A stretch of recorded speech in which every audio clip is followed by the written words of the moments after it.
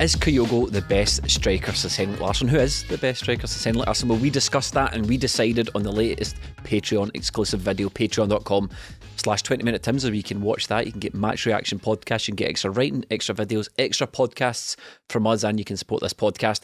Patreon.com/20minute Tims. This is the flagship. I am Jamie, your host. I'm joined by Martin Melly. Yes. And Stephen. What's going on? An awful lot is going on, Stephen. Yeah. And I think, who's the best striker since Henrik Larsson? Since we started talking about it on the Patreon, the Discord has been on fire with it, the Celtic community that we've got as part of Patreon. And, well, KYGO's been on fire recently as well. What a season he's having. Unbelievable. Honestly, it's honestly ridiculous at this point. And I feel like maybe as part of the now very, very tedious outgoing transfer saga of Giakoumakis, who is still at Celtic. As we record this, he is still a Celtic player, which is incredible, right? I feel like maybe just the length of time that's been going on has maybe just overshadowed what KYGO's been doing. The guy's been sensational all season. I had a wee look into it today and I thought, right, well, there was that sort of narrative earlier in the season that he was off form, like Giakoumakis is the best striker at the club, we should play him more often. But I look back at the longest KYGO has gone this season without scoring is 4 games, right? Which is good in itself, right? But then the games themselves were Real Madrid, Shakhtar, Rangers, and I think one against St Mirren just all in a row. And they're, I mean, 3 of the hardest games we'll play all season. Well, it didn't turn out to be that. Rangers 4-0 was the score. In case anybody had forgotten, 4-0. And they went off in the first minute. Of course, right, I forgot about that. So that 3 games, really. So three and a bit games. That was just appearances, 4 appearances in a row. So the guy has been absolutely sensational. Going from the World Cup, the end of the World Cup onwards, I think we were back on the 17th of December, or thereabouts. Played 12 games, KYGO's got 11 goals. Absolutely brilliant form, and right up there. I don't know what he has to do, because it's probably fairly subjective, not in terms of numbers, but start to talk about in terms with the likes of your Edouard, Dembele, Griffiths as well. Griffiths deserves a shout because he's up there. Yeah, well, I think three players in the last 25 years have broken or touched that 30 goals a season barrier. And league goals. And as KYGO sits here, Melly, he's on 19. Next up is Lawrence Shankland on 17, with outrageously 9 of those being penalties. How they get 9 penalties anyway is ridiculous. You think he's bearing down on 30 goals? Potentially, yeah. Celtic have got 13 games left of the season. Definitely 2 cup games, so 15 games.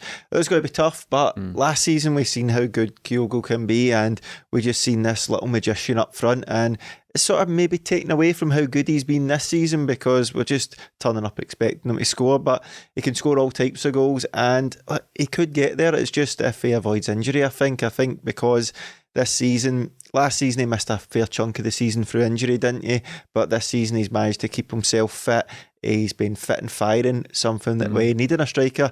And I think if he can get there, he will, because Celtic are creating enough chances for him, and he's so clinical right now that he's scoring in every single game he plays. It's quite unusual for KYGO, because he burst onto the scene last year and everyone was like, this guy's absolutely amazing, oh my God. But he's continued that form into this year, and it's kind of like unassuming. It's went under the radar a wee bit. And I think maybe even we're guilty of it as well, which is why we made a point of basically starting this with KYGO chat, because all the chat recently has been about, rightly so, I mean, people take the attention away. Aaron Moy has been fantastic, and we even made the joke last week about how we're basically done talking about the guy. We can't think of any more ways to do it, so we need to talk about other players. But we've been guilty of overlooking KYGO's contribution this season, and it has been absolutely great. Just in terms of his prolific form in front of goal.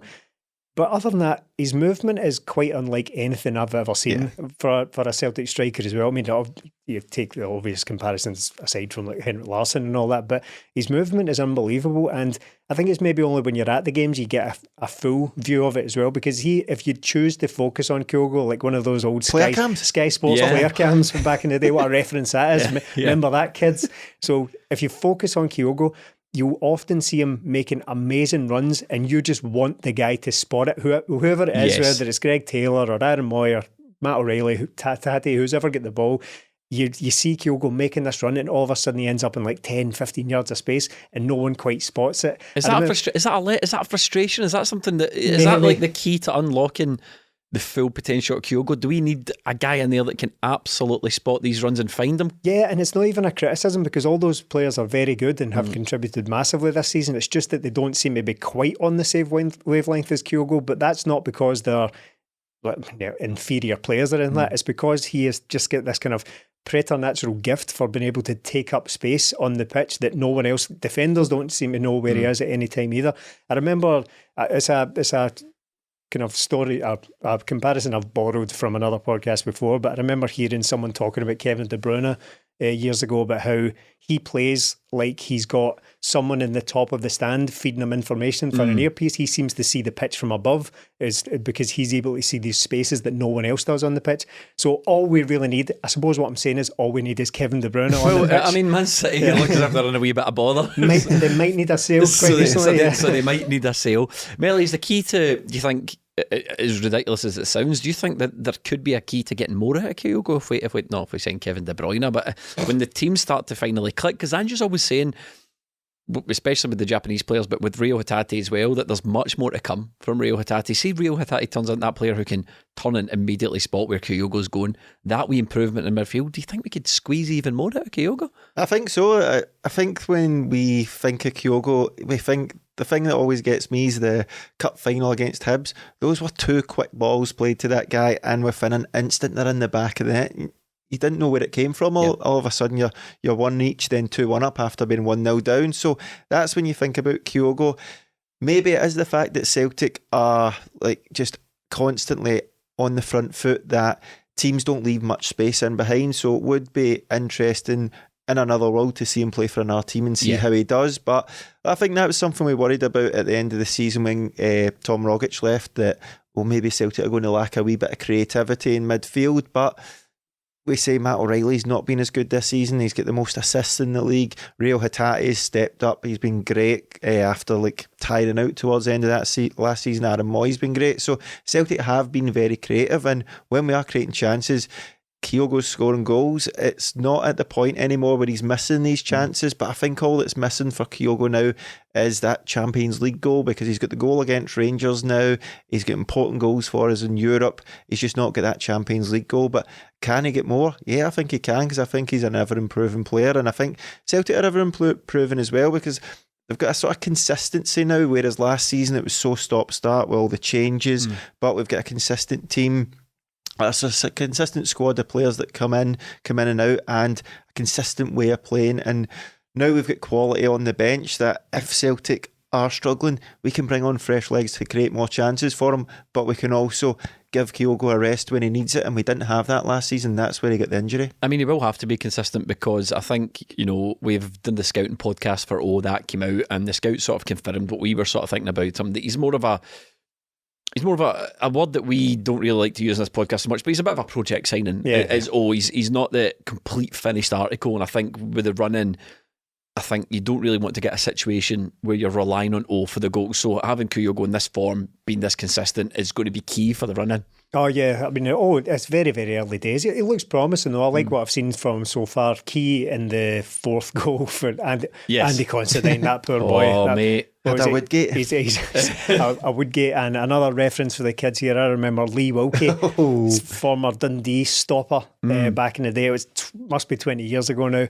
Once played against Rangers and conceded 2 penalties and scored an own goal in the same game. 2 penalties, and Barry Ferguson missed both of them, and they got a third one, and Mikel Arteta scored it. So it's not a reference for the kids. I think everyone can. If you think this is a new phenomenon with the penalties, think again, dear viewer. What did Constantine do? So he scored an OG in the beginning. Yep. The second one went through his legs, and then he got sent off. Brought down O for the 4th goal, which David Turnbull scored from the indirect free kick as well. Look, we've all had to turn up our work with a hangover before. We know what it's like. An afternoon to forget. It was his 600th appearance as well. His 600th league appearance or something like that. Should have been a showcase occasion for the poor man. But it's almost impossible. I've been thinking about this as well. Even when you see it written down, it's impossible to talk about without it being slightly camp as well. It's like, that's a great chance. Looks good. Again, very, very early days, but with him seeming a little bit rough around the edges. And look, we've been talking about Burnaby a lot recently as well. We need to extend the allowances for these guys to adjust to completely different continents, never mind different styles of play and all that. So it will be interesting to see how much all plays. But the fact is, through no fault of his own, he is now the guy. He is now the backup striker. He is now the second guy who's going to play probably at least 15, 20 minutes, 25 maybe, in most games that Celtic play, because there's no really many more options. I think ironically he's going to find himself getting a lot more game time over the next couple of weeks than a lot of the players who've been here a lot longer and probably who are more established. Yeah, and that's the thing. He's come in at a time where Giakoumakis has left. He's the replacement and Kyogo's firing all the goals in. So when Celtic are getting these leads, we can bring him on and sort of get him in there playing when there's no pressure. And we've seen last season, when you think back to last January and Hatate, Maeda and O'Reilly came in, they had to hit the ground running instantly. They were thrown in, they were playing against Rangers within a couple of weeks. Maeda had to play and score on his debut, and look, some players thrive in that, some players it can take a bit more time, but with Celtic this season, because we've done so well last season, we have been able to introduce the signings a bit more slowly, and we've seen guys like Moy come in and he's just get better and better, and there's no pressure on the guys to come in and instantly have to play well. Some of them have, which is brilliant. So always got a bit of time here to adjust, adapt, see how Celtic play, and have a look at Kyogo and go, right, this is what works here. This is how he scores the goals, because he'll still be learning, he'll still be taking it all on board. He's got his different skill set as well. So if he can marry what he's got with the skills of Kyogo, we're going to have a good striker on our hands, because he looks as if he's a big physical boy. Whether that's his game, I don't think so, but he does look like he's got a good technique on him, and if he can I think when we were talking about the scouting thing, he used to be a winger as well, so if he can get those strikers' instincts off Kyogo, then I think he'll be fine. Patreon.com/20minute-Tims if you want to catch that scouting podcast. There's a few players, Stephen, that I think... okay, so one's Haksabanovic, right? Haksabanovic I think is too good for the limited game time he's getting at the moment, and I think Haksabanovic might also think he's too good for the limited game time he's getting at the moment. He's a player who we'll like, player of the month in November, but he's not picking up minutes. And when we're looking to bring players on, against St Johnstone brought on Abada, who wasn't really that good. And if you're Haksabanovic, I thought, look, I moved here, I signed a 5-year deal, and I'm not getting a look in. And you can kind of understand, because Jota, incidentally, BBC, going to stop listing Jota as Neves Philippe. The whole world calls him Jota, on the BBC website calls him Neves Philippe. You call him Jota. I call him, what do you call him? Jota. All right. Jota. All right, okay, not Ja. We've had this conversation, right? But okay, so you've got Jota and you've got Maeda on. We're not having this Rogic thing again. We're not doing it. I'm not going through another Rogic or whatever the fuck it was. I'm not doing it, right? So we've got those two aforementioned on each wing who are performing brilliantly, so you can kind of understand why he might be limited in game time sometimes. But I just feel like he might be getting frustrated. You want a bit of rotation, you want to be playing football, and when players are coming off the bench, you at very least you want to be the guy coming off the bench. Haksabanovic it's quite an unusual situation that we're now in. As you say, one of the form players, in fact the form player in November as was rewarded, and now he finds himself kind of out of the picture almost altogether. I can't remember the last time he started the game, and I looked at the bench and there was no Burnaby again against St Johnstone. It made me think, right, there's no room on there for a fullback, but yet we've got 3 wingers. So how likely are you to bring on 3 wingers in the same game? Because we only play 2. So are you going to put one on and take another one back off in case? It's very, very unlikely. So I'd have taken a bad off at the weekend.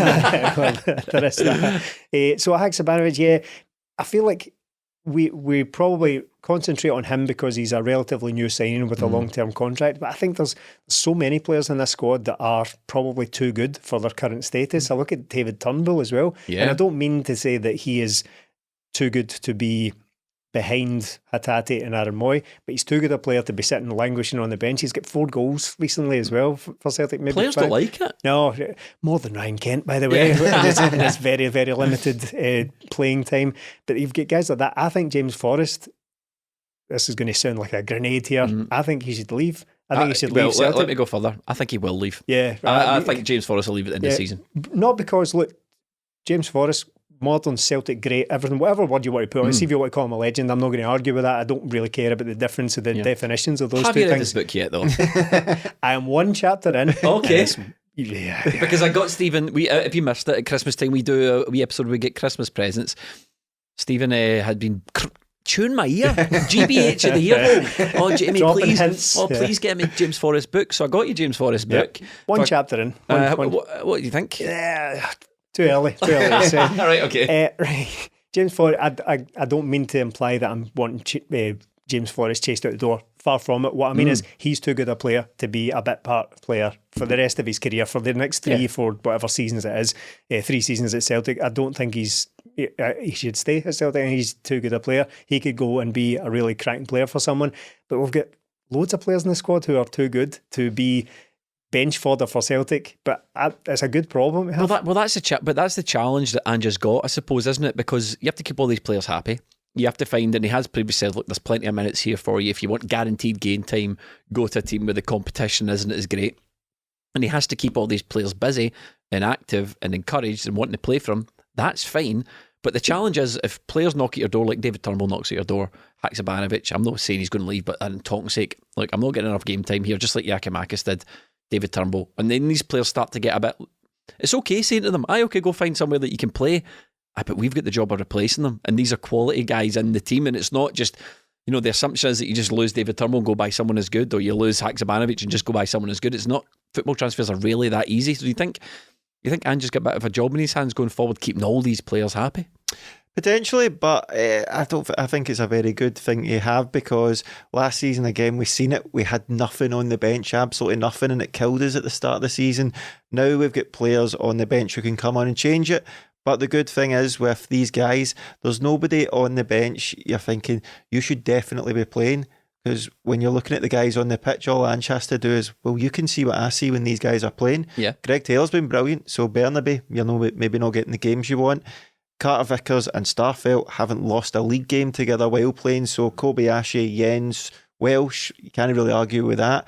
And then if you're into midfield, well, Aaron Moyes come in and been brilliant. Matt O'Reilly, we're waxing lyrical about him at the start of the season.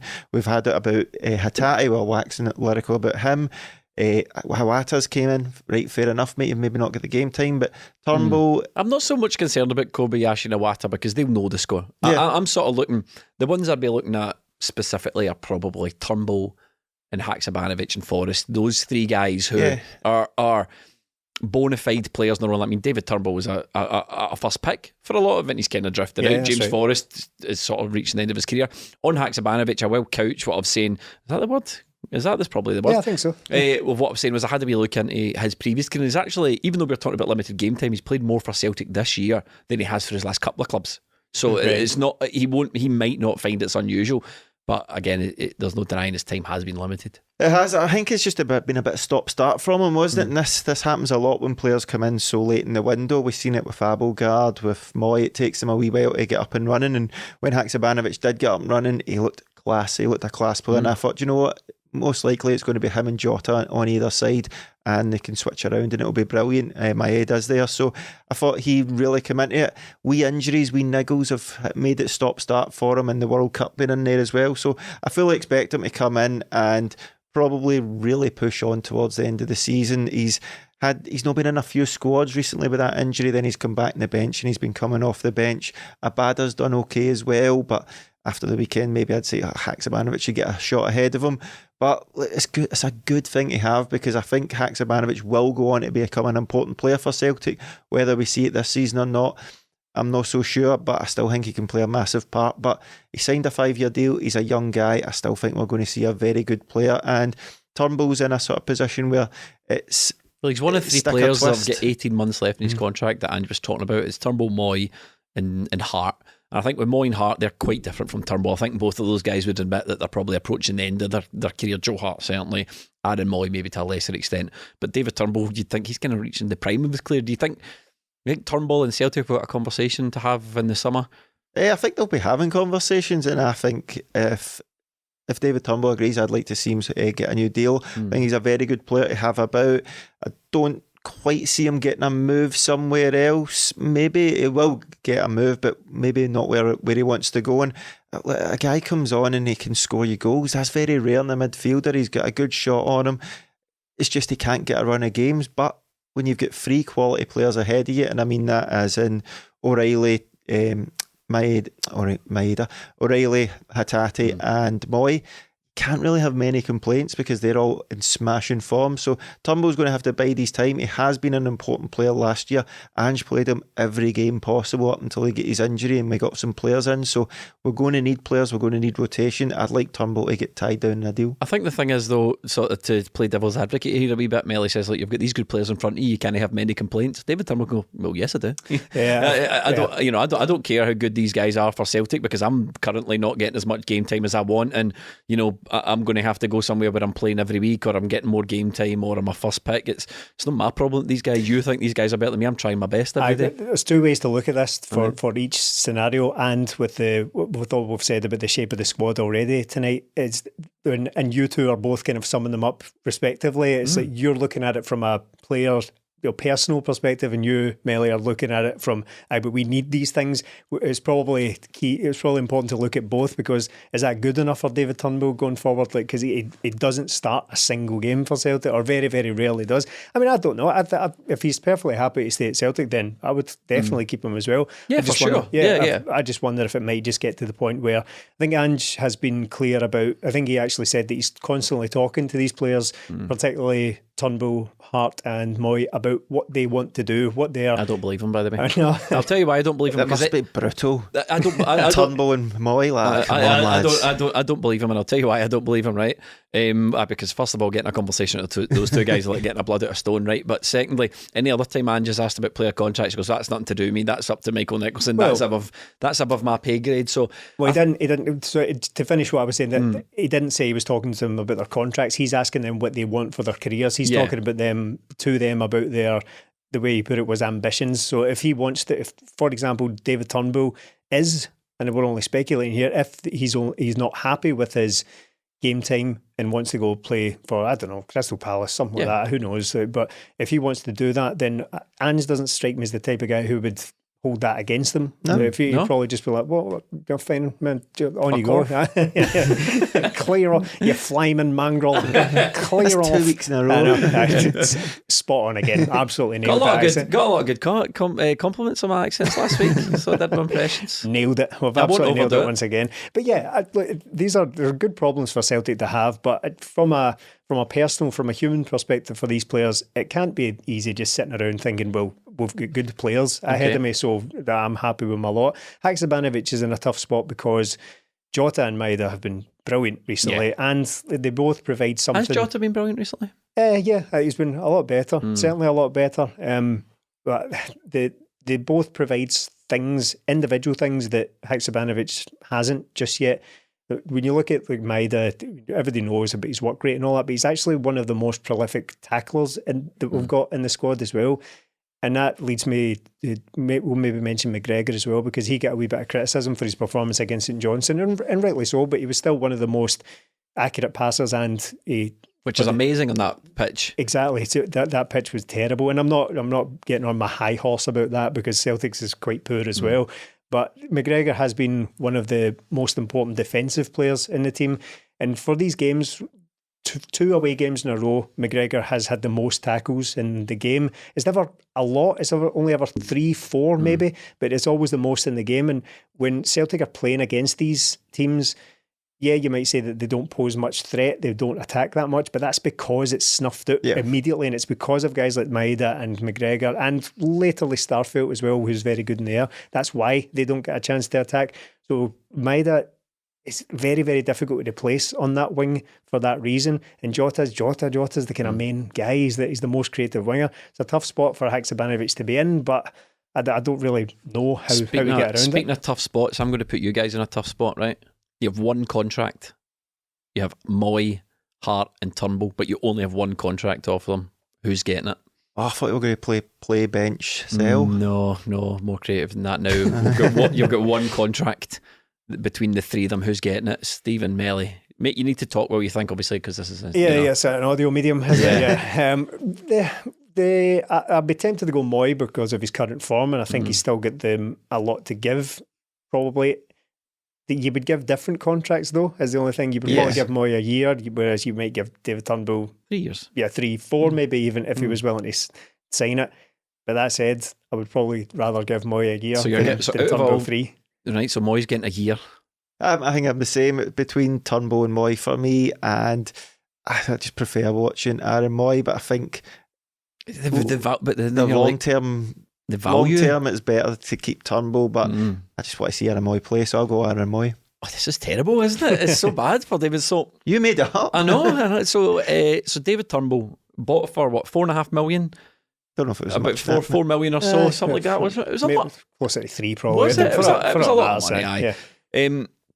Young player, you give him a long contract, potential sell-on value. If you don't give him a contract, he probably leaves in this summer for some sort of like nominal fee, $1 million or so.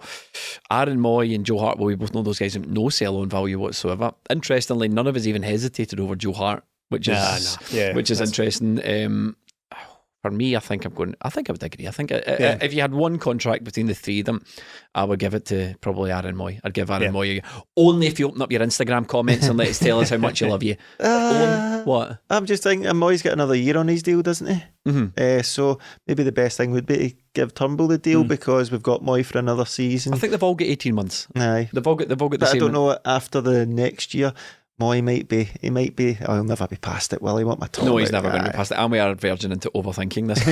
Newsflash, gentlemen, Valentine's Day is almost here, and by the grace of Cupid, our friends at Manscaped are coming with the best tools to get your boys down the stairs ready for the special occasion.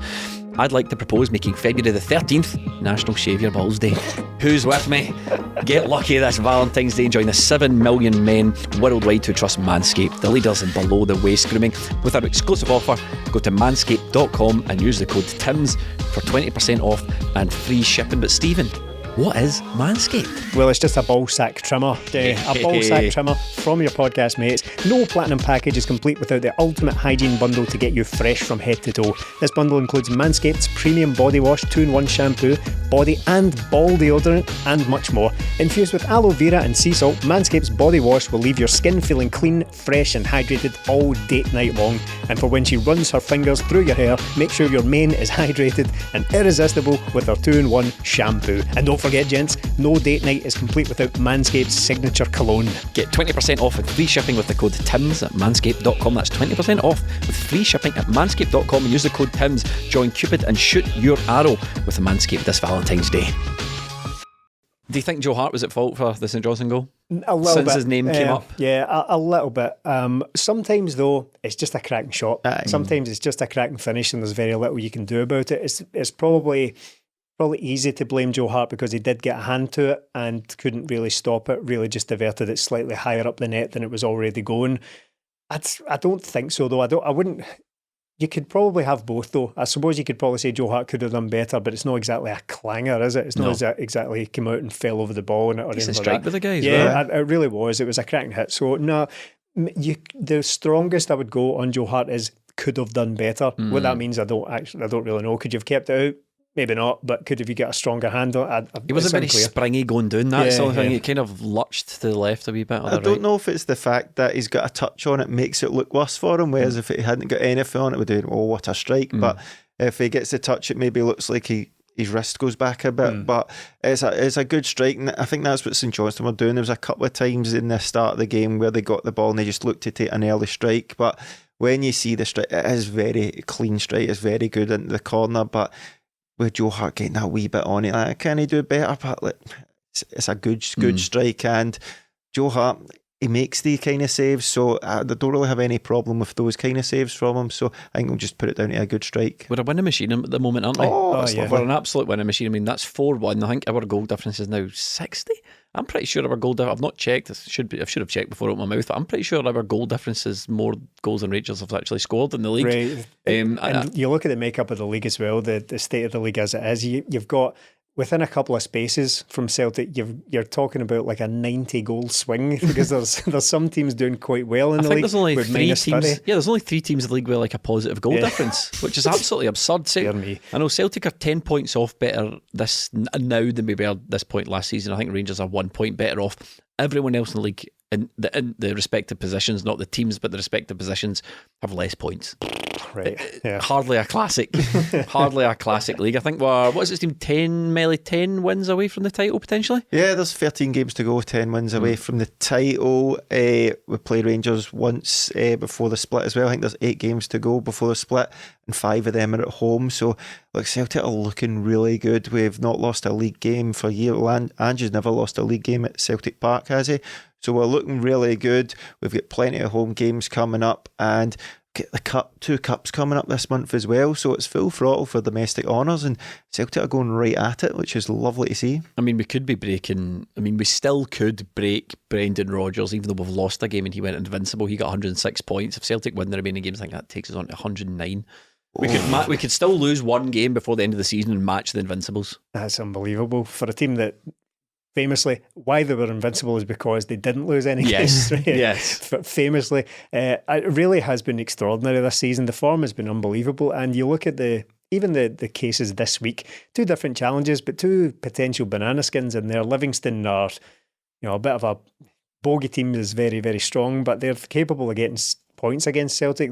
You only need to look at last season. They got a 0-0 draw in the one where Yakimakis missed that penalty in it, and then St Johnstone on an absolutely terrible pitch where Celtic managed to still play a good bit of decent football on it as well. Wasn't the greatest by any means, but still managed to do pretty well on it.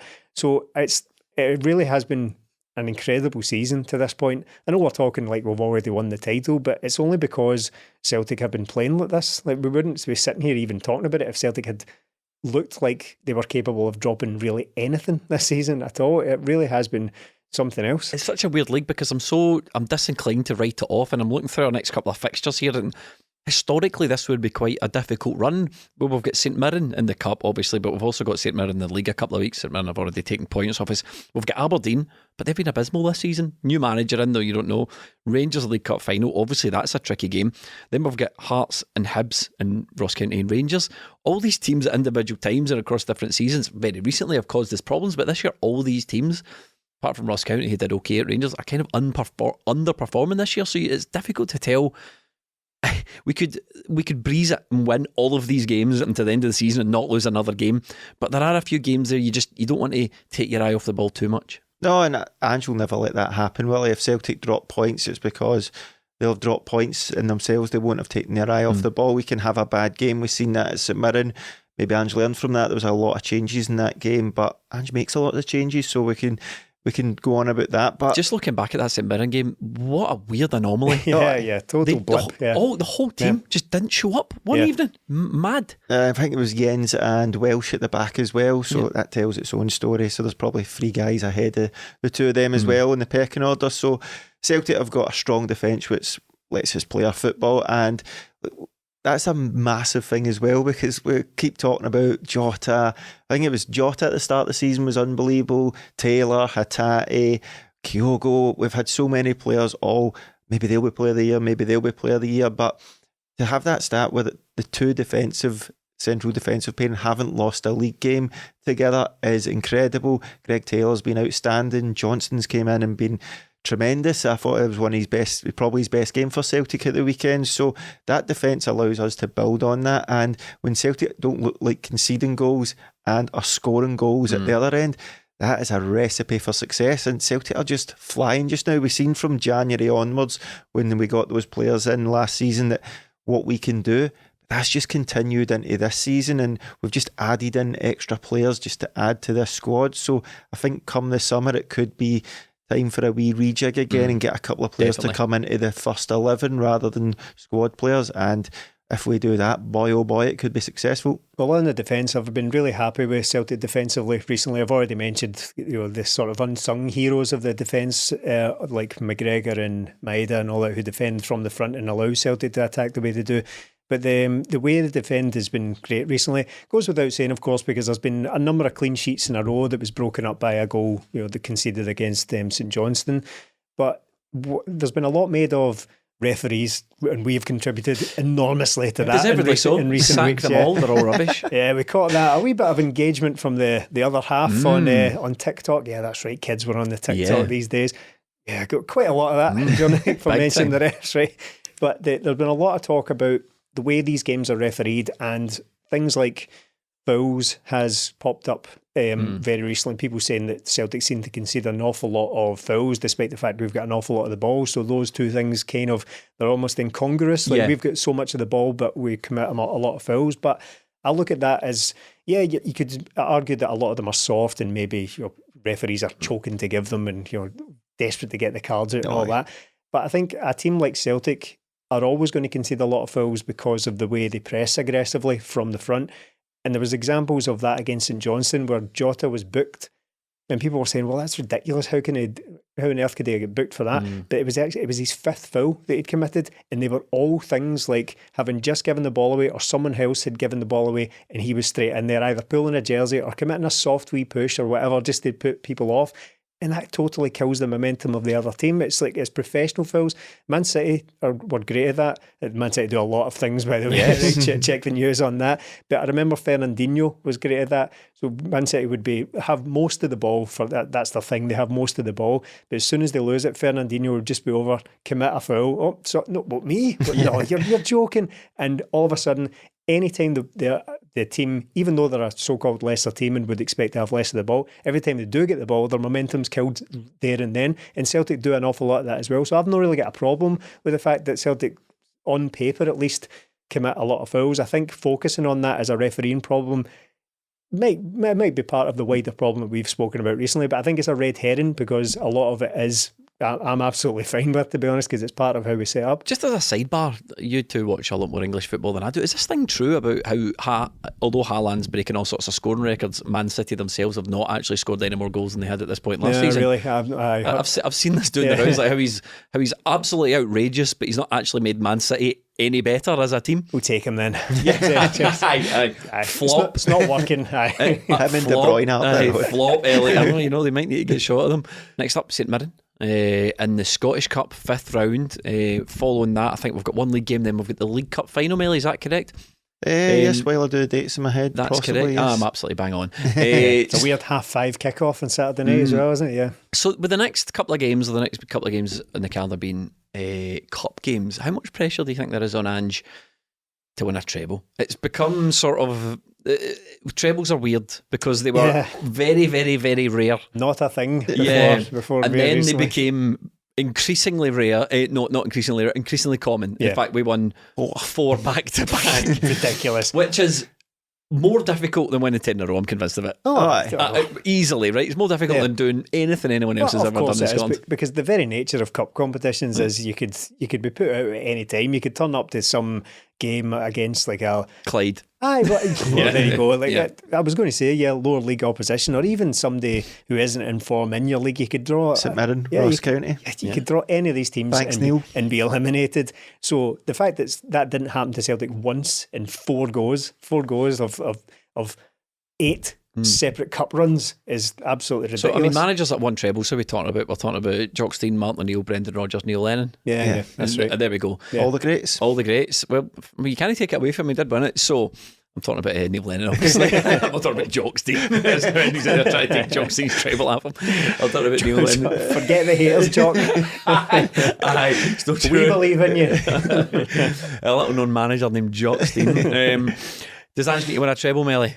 I don't think so, but look, the guy is ambitious. He'll want to go and do it. He'll want to win as many trophies as possible. Well, I suppose not. Okay, let me reframe it, because does he need to win a treble is a bit unfair. Is there more pressure on Ange today to win a treble than there would have been normally?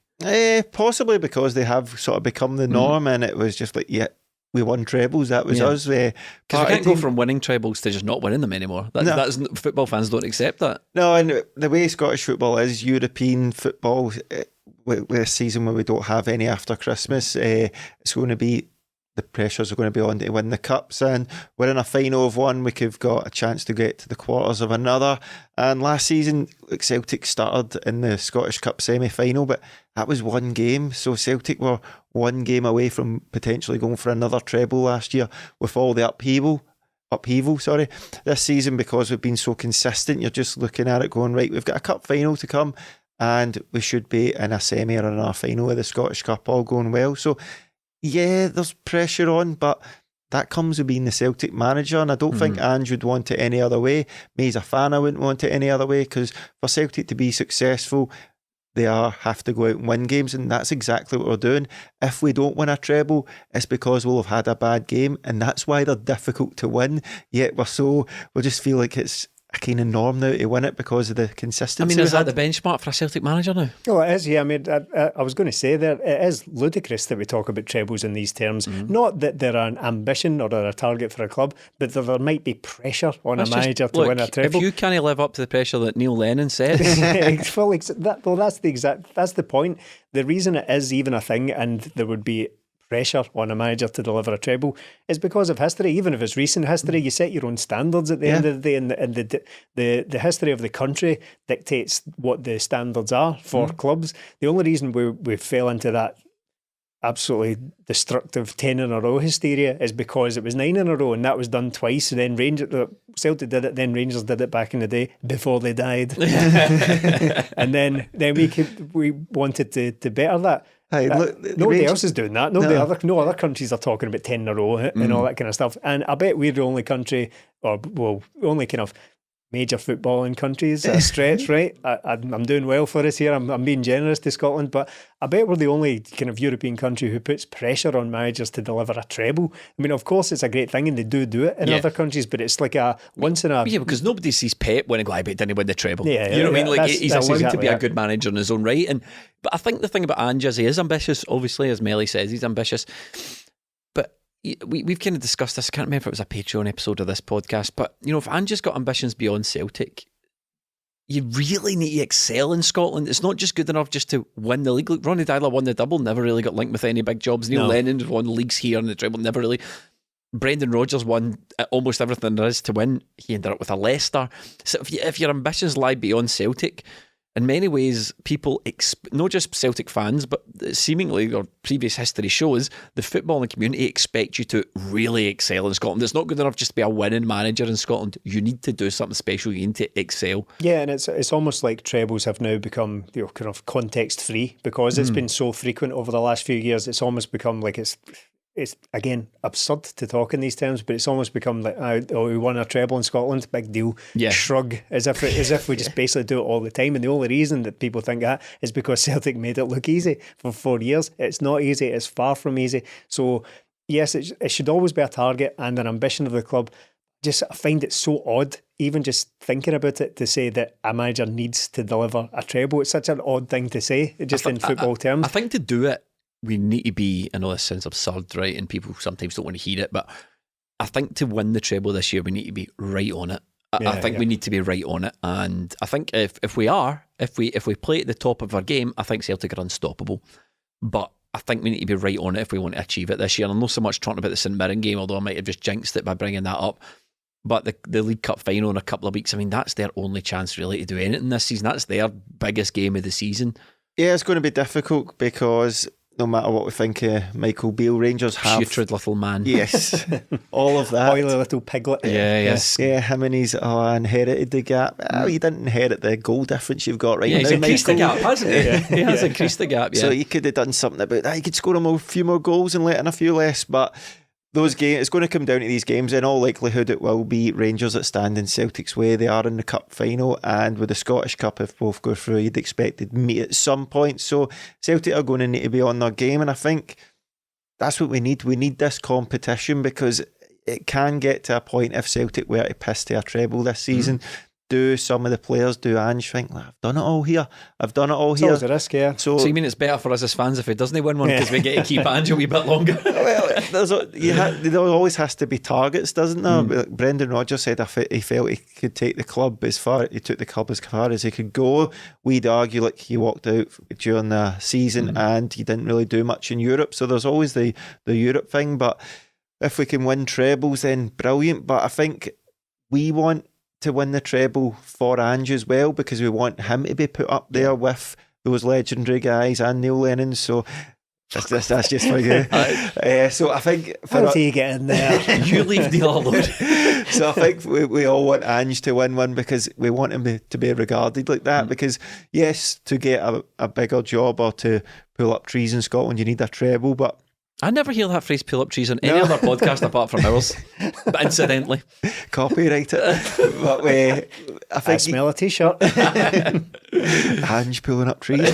I think you need a brand of football as well, and Ange's got that, doesn't he? He's got a brand. He's got a style of football, and it's successful. And it is successful if he brings home trophies, which he's doing, and hopefully will continue. I mean, I'm not saying Ange's going to leave should he win the treble. No. Brand Postecoglou is going to leave if he wins the treble. But I just think it's on the horizon, and you want him to have that absolute utter dominance. Yeah, and why Rangers are relevant to this as well is because should you wish to do it, I mean, no doubt people will be motivated to do so. Should you wish to diminish Brendan Rodgers' trebles, you would say that Rangers were crap back then and they weren't capable of putting up a fight. Don't necessarily agree with that. You can only really play against what you're up against. They claim all the things they won when we were crap. So. But exactly. This will be a much harder treble to do. Well, that's it. So we've literally got Rangers in a final so far. So to overcome that on the way to the treble would be a big step. That you can't take that away. You can't say, well, Rangers didn't compete. They got to the final and presumably tried to win it.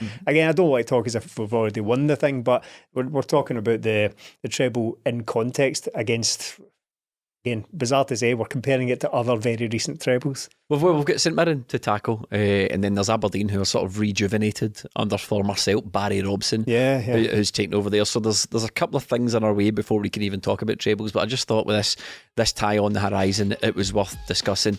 Thank you so much for watching. Thanks to everyone who supports us on Patreon. If you would like extra content from us, patreon.com/20minutetims. Thanks for watching. Thanks for listening, and we'll see you next week.